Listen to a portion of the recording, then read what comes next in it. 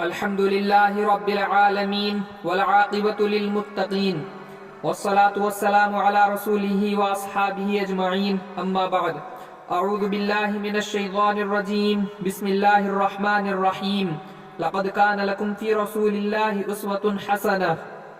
محترم سامعین، اللہ رب العزت نے اس عالم میں بہت ساری چیزیں پیدا کی اور اس میں اشرف المخلوقات حضرت انسان کو بنایا اور انسانوں میں سب سے اشرف حضرات انبیاء اکرام کو بنایا اور انبیاء اکرام میں سب سے افضل محمد مصطفیٰ صلی اللہ علیہ وسلم کو بنایا.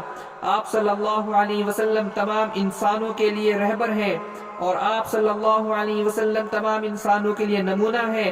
آپ کے اخلاق و کردار ایسے ہیں کہ ہر کوئی آپ پر فریفتہ ہو جاتا ہے. دوستو، حضور صلی اللہ علیہ وسلم کی سیرت کا مطالعہ کرو اور اس کو پھیلاؤ اور اس پر چلو. محترم حضرات، آپ کے اخلاق و سیرت کہاں تک بیان کی جائیں؟ حضرت عائشہ صدیقہ رضی اللہ عنہا فرماتی ہیں کہ قرآن آپ کی سیرت اور اخلاق کا مجموعہ ہے. اللہ نے قرآن اتارا اور آپ صلی اللہ علیہ وسلم کے اخلاق اس کی تفسیر ہے. ایک مرتبہ آپ کسی غزوہ سے واپس لوٹ رہے تھے اور آپ صلی اللہ علیہ وسلم اور آپ کے ساتھی الگ الگ کسی جگہ آرام کے لیے اترے، کپڑے دھو کر سکھائے اور سب آرام کرنے لگے. اتنے میں ایک دشمن آیا اور آپ صلی اللہ علیہ وسلم کی تلوار جو درخت پر لٹکی ہوئی تھی لے کر کھڑا ہو گیا کہ آج محمد کو قتل کرنے کا اچھا موقع ہے. آپ صلی اللہ علیہ وسلم بیدار ہوئے اور کھڑے ہوئے. اس دشمن نے کہا، بتا محمد، اب تجھ کو مجھ سے کون بچائے گا؟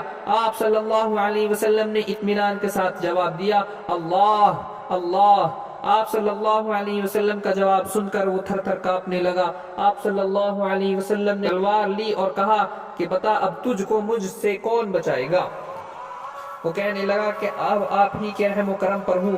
آپ صلی اللہ علیہ وسلم نے معاف فرما دیا. دیکھو، حضور صلی اللہ علیہ وسلم کو قتل کرنے جا رہا تھا مگر حضور صلی اللہ علیہ وسلم نے معاف کر دیا. یہ تھے آپ کے اخلاق. ایسے کئی واقعات ہیں جو کتب حدیث میں بھرے پڑے ہیں. آپ صلی اللہ علیہ وسلم کو کتنا ستایا، کتنی اذیتیں دی، پھر بھی فتح مکہ کے وقت آپ نے سب کو معاف کر دیا.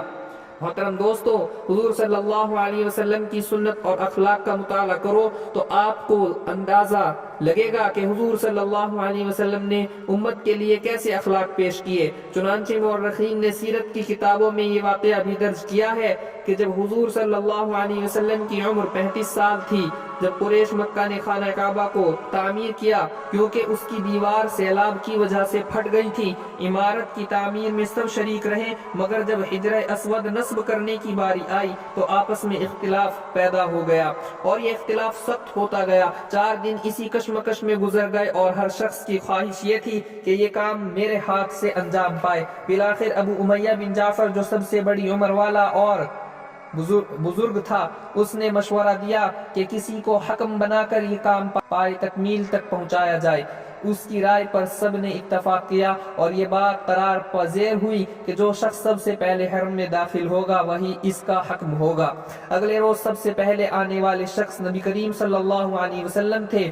جب آپ کو خانہ کعبہ کے دروازے پر پایا تو نعرے لگا دیے گئے، یہ امین ہے، ہم ان کے فیصلے پر راضی ہیں. نبی کریم صلی اللہ علیہ وسلم نے اپنی فراست سے ایک تدبیر کی کہ ایک چادر بچھائی. اس کے بعد اپنے دست مبارک سے پتھر چادر پر رکھا اور ہر قبیلے کے سردار کو حکم دیا کہ اس کو اٹھا کر لے چلو.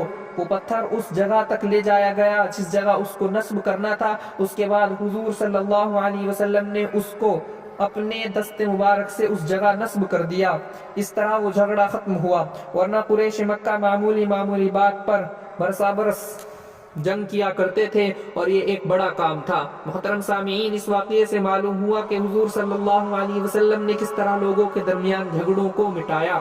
اگر آج بھی کوئی شخص کسی قوم کا قائد بنتا ہے تو وہ جناب مدنی تاجدار صلی اللہ علیہ وسلم کی سیرت و اخلاق کا مطالعہ کر کے اس کو عملی جامے پہنائے.